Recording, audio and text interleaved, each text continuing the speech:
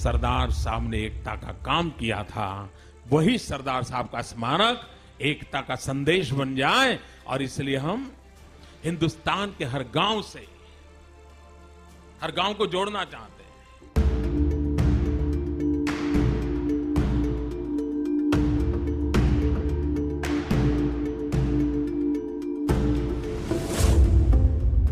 मूर्ति ऐसी बनेगी जो सदियों तक सलामत रहेगी।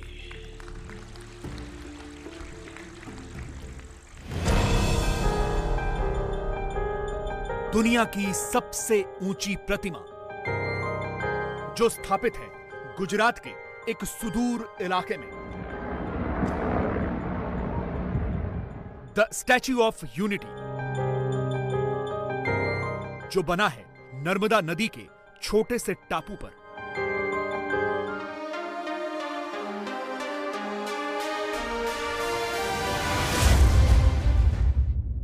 कर्तव्य ये है कि हमें निश्चय कर लेना चाहिए कि हमें हिंदुस्तान में जितने लोग हैं सबको हिल मिल के भाई भाई की तरह के रहना है और एक दूसरे के साथ गुरका गुरकी करने से कोई काम नहीं होगा और इस तरह से नहीं करना चाहिए। कोई भी कौम हो, हिंदू हो, मुसलमान हो, सिख हो, पारसी हो, ईसाई हो, सबको यही समझना चाहिए कि ये हमारा मुल्क है। सरदार पटेल देश के पहले गृह मंत्री, उप प्रधानमंत्री और आधुनिक भारत के निर्माता, जिन्होंने भारत को बंटने नहीं दिया, उसे एक रखा, हिंदुस्तान की एकता यानी यूनिटी बरकरार रखी। इसीलिए उनकी याद में प्रधानमंत्री नरेंद्र मोदी ने स्टैच्यू ऑफ यूनिटी बनाया।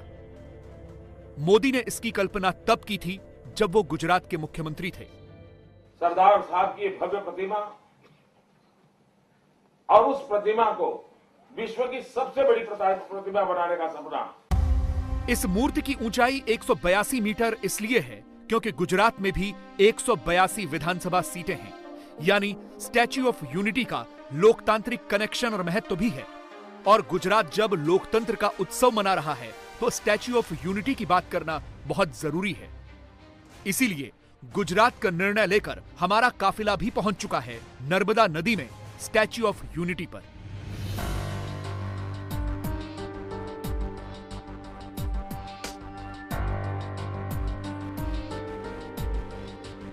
एक 182 मीटर यानी 597 फीट ऊंची प्रतिमा, जिसे बनाने में 22,500 मेट्रिक टन सीमेंट लगा, 18,500 टन लोहा लगा, 6,500 टन स्टील लगा और इसे बनाने का खर्च आया करीब 3,000 करोड़ रुपए।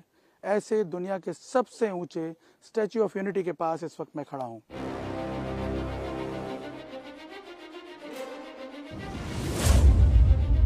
नमस्कार, गुजरात का निर्णय में आपका स्वागत है और मैं हूं निर्णय कपूर। आज हमारा काफिला आदिवासियों के एक और महत्वपूर्ण इलाके में पहुंचा है, जहां हम टटोलने की कोशिश करेंगे कि इन चुनावों में गुजरात का आदिवासी किसके साथ खड़ा है।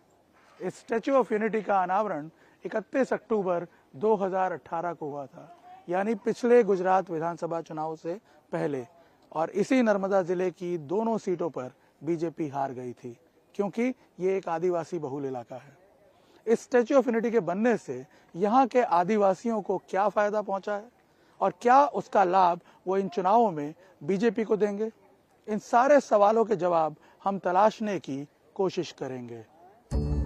गुजरात के इस नर्मदा जिले में 2 विधानसभा सीटें हैं और दोनों पर बीजेपी काबिज नहीं है। 2018 में यह स्टैच्यू बनकर तैयार हुआ, जिसकी वजह से आसपास के गांवों के सैकड़ों लोगों को यहां रोजगार भी मिला हुआ है।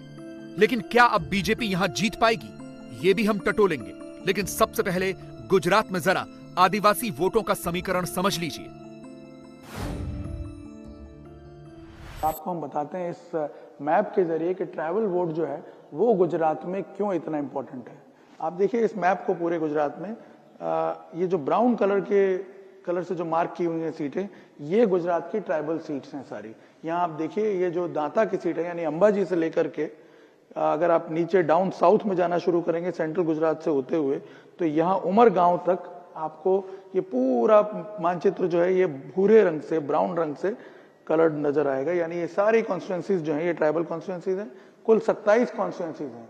सिर्फ ये 27 कॉन्स्टिट्यूंसीज क्रूशल नहीं है, इन 27 कॉन्स्टिट्यूंसीज के आसपास की जो कॉन्स्टिट्यूंसीज हैं, करीब 15 के आसपास ऐसी कॉन्स्टिट्यूंसीज हैं जो इन कॉन्स्टिट्यूंसीज का असर उन पे पड़ता है, क्योंकि वहां पे भी साइजेबल ट्राइबल पॉपुलेशन है और इतनी पॉपुलेशन है, इतने वोटर्स हैं कि वो चुनाव के परिणाम को सीधे सीधे अफेक्ट करते हैं। इसीलिए बीजेपी की पूरी कोशिश है कि इस बार ट्राइबल वोट को कैप्चर किया जाए। और आप देखिए नरेंद्र मोदी ने यहाँ अंबाजी में सभा की, दांता में, उन्होंने फिर यहाँ पे दाहोद में सभा की, चीखली के पास अपनी सभा की, कपराड़ा में अपनी सभा की। जो कार्यक्रम पास्ट में हुए और जो सभाएं हुई पिछले 4-5 महीनों में। तो क्या स्टैच्यू ऑफ यूनिटी बनने से बीजेपी को वोट मिलेंगे? क्या स्टैच्यू ऑफ यूनिटी बीजेपी को आदिवासियों के वोट दिलाएगा? क्या बीजेपी आदिवासी इलाकों में जीत पाएगी? इन्हीं सवालों का जवाब जानने के लिए हम नर्मदा पहुंचे हैं, जहां स्टैच्यू ऑफ यूनिटी है। ये वो महिलाएं हैं जो यहां इस इलाके का लोकल खाना पर्यटकों को खिलाती हैं।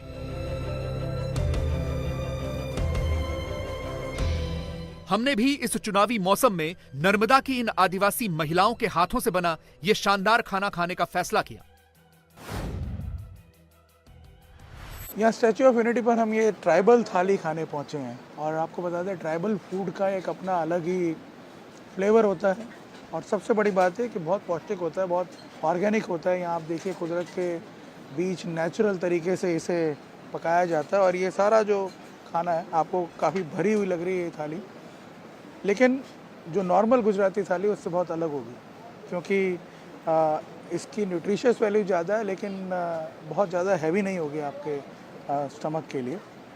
और काफ़ी आयुर्वेदिक चीज़ें भी इसमें सर्व की गई हैं, जैसे ये जो है जूस, ये एपेटाइज़र के तौर पे सर्व किया जाता है। ये जासूद के फूल का बनता है। जासूद का फूल यहाँ पे नेचुरली जो उगता है पहाड़ों में और उसकी बहुत सारी मेडिसिनल प्रॉपर्टीज़ भी हैं, आयुर्वेदिक वैल्यू है। और सबसे बड़ी बात यह कि इसमें अगर आप नींबू मिलाएंगे तो इसका कलर जो है वो चेंज हो जाएगा। हम इसमें मिला करके देखते हैं। नींबू हमने जैसे मिलाया तो यहाँ पे आप देखेंगे इसका कलर देखिए बदलना शुरू हो गया। जो मरून कलर था वो बदल करके ये पिंक हो गया। ये नींबू डालने से कुछ ऐसे रिएक्शंस होंगे जिसकी जो हो सकता है आपके पाचन का जो सिस्टम है उसको इम्प्रूव करते हैं। तो ट्राइबल फूड का अपना एक अलग ही फ्लेवर होता है, अलग उसकी न्यूट्रिशियस वैल्यू होती है। इस रेस्टोरेंट में खूब भीड़ भी थी, खाना बहुत अच्छा था और ये तय था कि ये रेस्टोरेंट इन लोकल महिलाओं का जीवन भी बदल रहा है। ये सिर्फ स्टैच्यू ऑफ यूनिटी की वजह से ही संभव हो पाया। क्या ये स्टैच्यू जब बना तो इससे कितना परिवर्तन आया आपके कामकाज में, आपके रहन सहन में, आपकी जिंदगी में? परिवर्तन आया ना सर। हम पहला तो हम ड्यूटी नहीं करता था, अभी तो हम सब बहनों काम पर लग गई और पैसा छोकरों ने भरावा में घर में भी हेल्प खाई गई। पहले हमें खेती काम करता था। पहले क्या करते थे आप? खेती काम। अच्छा, तो उसमें फायदा नहीं होता था? नहीं, काम पर आया ना तो हम लोग अभी वो सभी बहना घर पे था, अभी तो जॉब करने लग गई है। तो उसका बच्चा भी चलो उसके पास पैसा नहीं था तो अभी तो जॉब करने आते हैं, तो जॉब करते हैं तो उसको पैसा मिलता है, उसको बच्चों को पढ़ाते हैं, लिखाते हैं, ऐसा करते हैं। तो पहले खुद नहीं कर सकते थे ये सब? सर ऐसा कुछ होता नहीं था ना आसपास में, इसलिए। इस एकता नर्सरी से निकलकर हम सड़क पर आए तो हमें स्टैच्यू ऑफ यूनिटी के पास ऐसे ऑटो दिखाई दिए जो पिंक कलर के थे। पता चला कि इन ऑटोज को यहाँ की लोकल आदिवासी महिलाएं चलाती हैं। स्टैच्यू ऑफ यूनिटी बनने के बाद यहाँ के जो ट्राइबल पॉपुलेशन है उसको रोजगार के कई अवसर मिल रहे हैं, कई इनिशिएटिव्स लिए जा रहे हैं जिसकी वजह से रोजगार की काफ़ी अपॉर्चुनिटीज़ जो हैं वो क्रिएट हो रही हैं। जैसे कि आपको बता दें कि अब इसको ग्रीन जोन में कन्वर्ट किया जा रहा है। यहाँ ये पिंक रिक्शाज जो हैं ये अब चलनी शुरू हो गई हैं। जो बसेस हैं वो इलेक्ट्रिक बसेस यहाँ पे चलनी शुरू हो गई हैं। और आपको बताएं सबसे इंटरेस्टिंग बात यह है कि ये जो पिंक रिक्शाएं हैं इनको यहाँ की ट्राइबल लड़कियाँ ही चलाती हैं। सरकार ने ऐसा बोला था कि आप है ना यहाँ पे जो ट्रेनिंग ले रहे हो उसकी फीस भी नहीं देने की, कुछ नहीं। 1 महीने तक हमको ट्रेनिंग दी गई हुई है। उसके बाद लाइसेंस की प्रोसेस हुई, लाइसेंस लिया, बाद में यहाँ पे जॉब करने आए और ये ऑटो भी हमें दी गई है। 1 भी रुपया नहीं लिया इन्होंने। हम लोग जो अभी 700 रुपये भरते हैं और 900 सैटरडे संडे 900 भरते हैं वही। अच्छा, मतलब भरते या नहीं, आप इतना कमाते हो या यहाँ जमा करवाते हो? नहीं, जमा 700 रुपये करने के होते हैं। उसके बाद हम लोग जो बच्चे वो हमारे होते हैं। तो कितनी इनकम हो जाती है महीने की? महीने के से 10-15 हज़ार हो जाते हैं। हाँ। हम 8-9 महीने हुए ऑटो चलाते हैं। तो पहले क्या करते थे आप? पहले घर पे थे। तो कैसे सीखा ये, क्या बता? ये सब हमें GMR से ट्रेनिंग मिला था, उन लोगों ने सिखाया और लाइसेंस निकाल के हमें ये ऑटो दिया चलाने के लिए। कुल मिलाकर स्टैच्यू ऑफ यूनिटी आसपास के गांवों के लोगों का जीवन बदल रहा है। ये गुजरात का ही नहीं बल्कि भारत का भी गौरव है।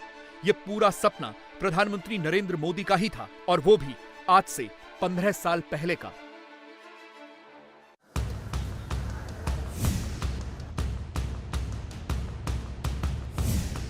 नर्मदा से निकलकर हम भरूच जिले में पहुंचे। ये भी इसी आदिवासी बेल्ट का हिस्सा है, लेकिन यहां मुसलमानों की तादाद ज्यादा है। किसी जमाने में स्वर्गीय अहमद पटेल की वजह से यह कांग्रेस का गढ़ हुआ करता था। साउथ और सेंट्रल गुजरात के इस ट्राइबल बेल्ट में एक बहुत ही महत्वपूर्ण जिला है भरूच, और इसे हम इग्नोर नहीं कर सकते क्योंकि एक वजह यह है कि यहाँ पे मुस्लिम वोट्स का भी बहुत महत्व है इस ट्राइबल बेल्ट में। और बता दें भरूच में 5 सीटें हैं जिसमें से 1 ट्राइबल सीट है और बाकी 4 सीटें जनरल हैं, लेकिन मुस्लिम वोट्स का बहुत डोमिनेंस है यहाँ पे। एक बात ये भी जान लीजिए कि ये अहमद पटेल कांग्रेस के स्वर्गीय नेता, उनका होम डिस्ट्रिक्ट है और सालों तक यहाँ पे कांग्रेस का दबदबा रहा। उसकी एक सबसे बड़ी वजह मुस्लिम वोटर्स हैं, अहमद पटेल का प्रभाव था। लेकिन हमने देखा है 1995 से बीजेपी का डोमिनेंस यहाँ पे बढ़ना शुरू, और अब तो आलम यह है कि यहाँ की 5 में से 4 सीटों पर बीजेपी का कब्जा है। और ये कहा जाता है कि यदि ये 4 सीटें आपको एक साथ जीतनी हैं तो यहाँ के मुस्लिम वोटर का सपोर्ट होना बहुत ज़रूरी है। तो क्या यहाँ का मुस्लिम वोटर धीरे धीरे कांग्रेस से दूर हो रहा है? इस बार आम आदमी पार्टी की भी एंट्री हुई है, क्या उसका रुझान उस तरफ गया है या फिर बीजेपी को साइलेंटली सपोर्ट कर रहा है? तो क्यों बीजेपी से क्यों खुश हैं लोग? मुस्लिम भी खुश हैं बीजेपी से? खुश है ना, हैं? खुश है। अच्छा, क्यों खुश हैं?